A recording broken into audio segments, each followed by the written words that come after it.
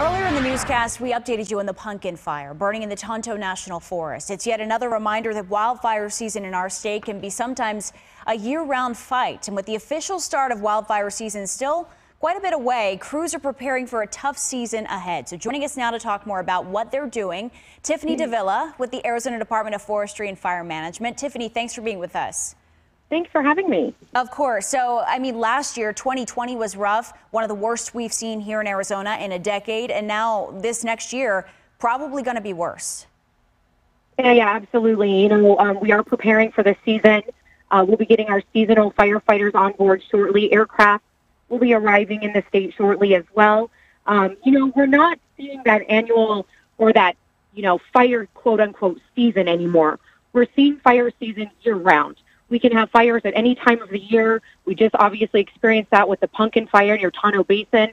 The Prescott had a fire back in January. So, we're experiencing fires year round, and that's why it's very important that people just be careful and pay attention when they're working outdoors.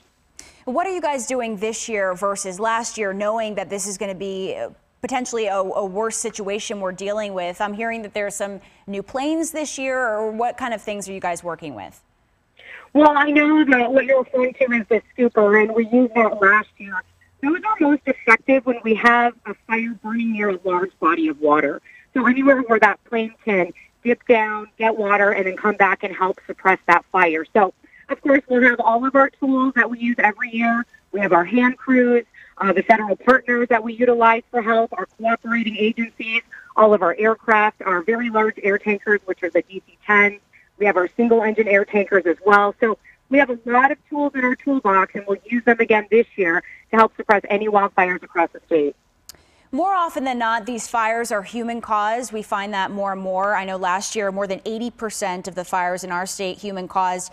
What do you suggest for people to help cut down on the fire risk, at least around their homes and things like that?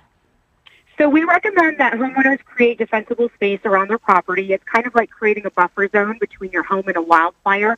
We had a lot of wildfires last year in the wildland-urban interface. So areas like Cave Creek, communities around the Superstition Mountains, the Whitman area.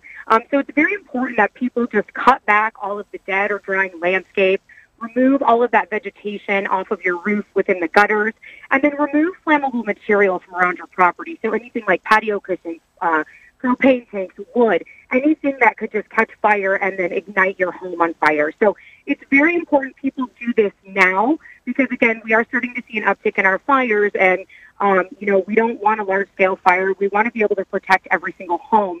And with defensible space, it allows our firefighters to get into that property safely and put that fire out and keep it away from your property. And when we talk about clearing debris, let me ask you about Senate Bill 1442. Governor Ducey just signed this. I believe this was yesterday. This will allow Arizona inmates to help with that process. Correct. So we currently have 12 inmate hand crews now that do both fuels work and fire suppression. With this new initiative, we'll be able to get 700 inmates over a two-year period to be part of fuels mitigation crews so that we can increase the workload across the state, especially in our higher risk areas. So this initiative is absolutely good news, not only for our agency, but for the residents of Arizona.